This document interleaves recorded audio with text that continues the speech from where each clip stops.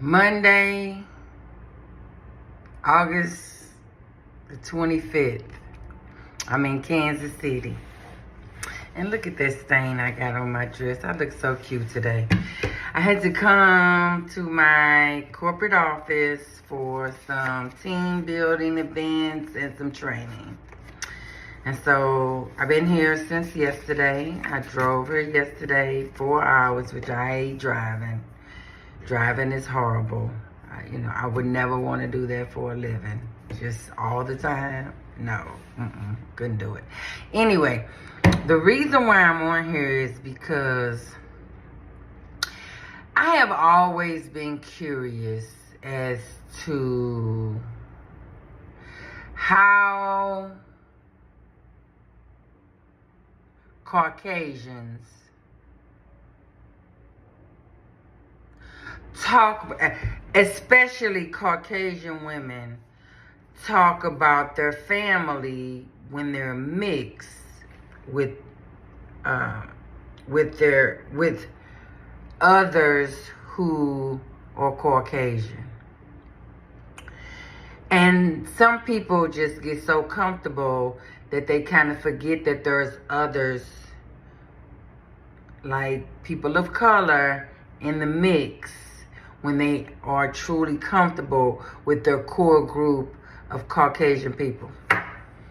And so we all went out to lunch today, and somehow we got on the conversation of hot dogs. I believe the person that I'm talking about kind of brought up the whole hot dog situation. And I, just contributing to the conversation, I commented that I have recently found out that you shouldn't boil hot dogs. And I literally found that out from Portia and Dennis on Portia's YouTube show. Because I don't eat hot dogs anymore. I probably haven't eaten a hot dog since 2016. But I still was not aware that you shouldn't boil hot dogs.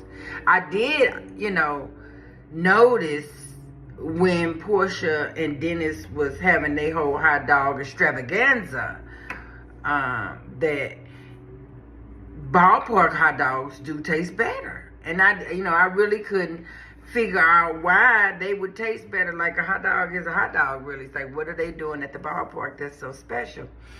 And what I have deduced from that is that they don't boil all the flavor out of the hot dog. At any rate, in our conversation today about the hot dogs, my coworker, who is engaged to a black guy and has a mixed child, started, and she talks about her family a lot, which is his family, because they're not married. And they live with his mother. And obviously his sister must live there too. But she started talking about how they boil hot dogs. And she's never heard of boiling hot dogs before. And listen, that's the only way I've ever known how to cook a hot dog, is to boil it. On a rare occasion, I have fried a hot dog. You know what I mean? Cut it down the middle and fried it. But that was rare. That's not something that was like my go-to when it came to hot dogs. I either boiled them in water or I chopped them up and I put them in beans. I forget what kind of beans these are. What is these beans? It's by Campbell's. Pork and beans. Okay, so I would dice them up and put them in pork and beans.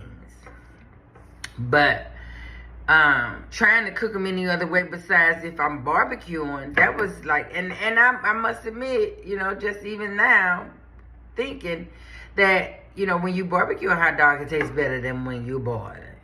But,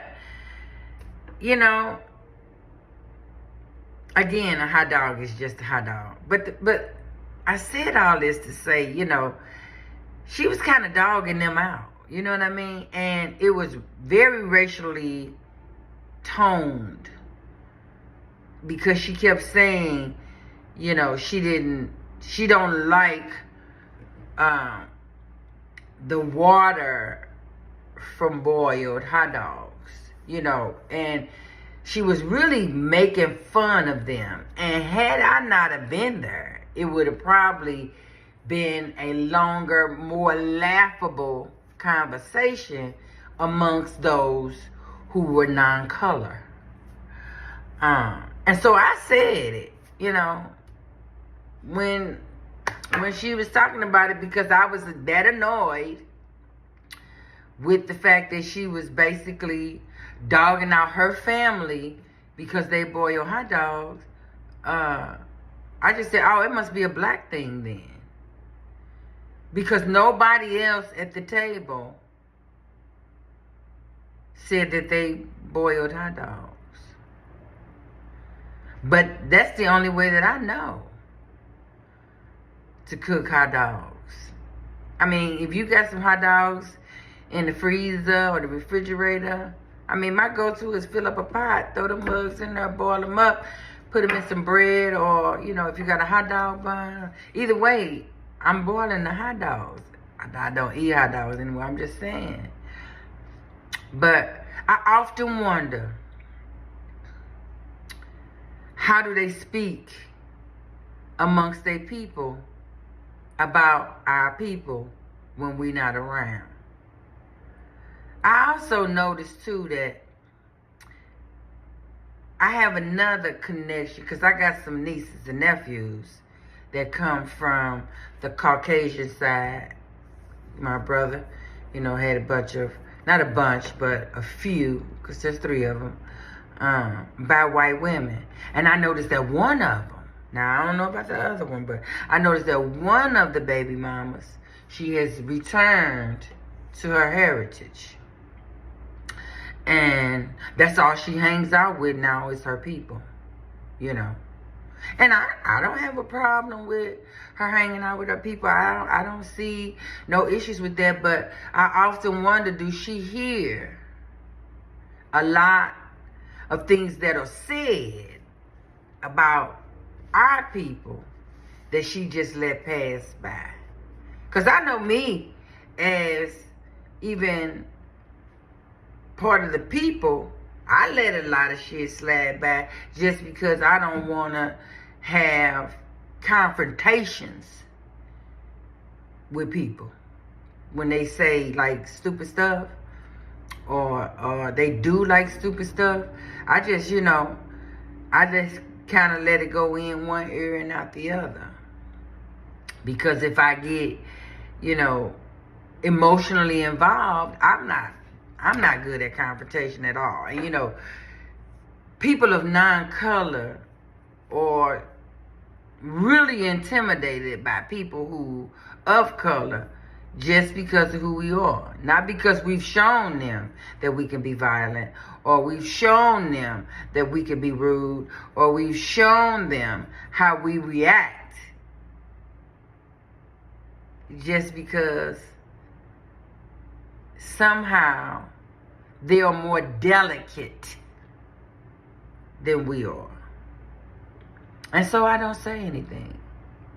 But I'm sure, I'm almost certain, that when you are Caucasian and you have a brother of color, that a lot of inappropriate things are said about your man, his family, and their race on a regular basis by you and by the people that you're around.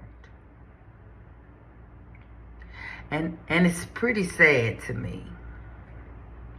Because I remember when my brother told me that he couldn't go over his second baby mama house because her father, I believe it was her stepfather, did not like black people.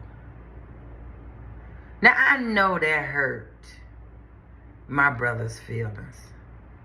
And he felt very unwelcome because we welcomed his person into our lives as if they were our color.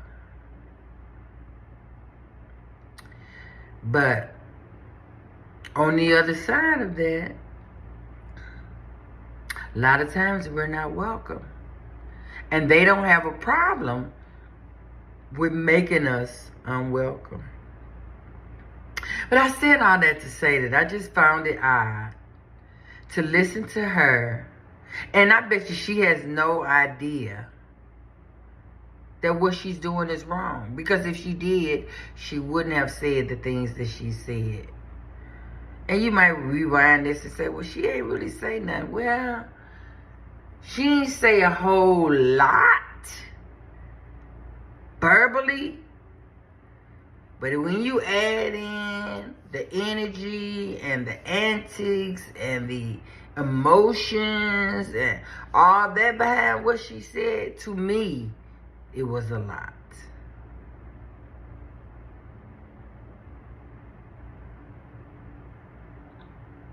And I hate that for me.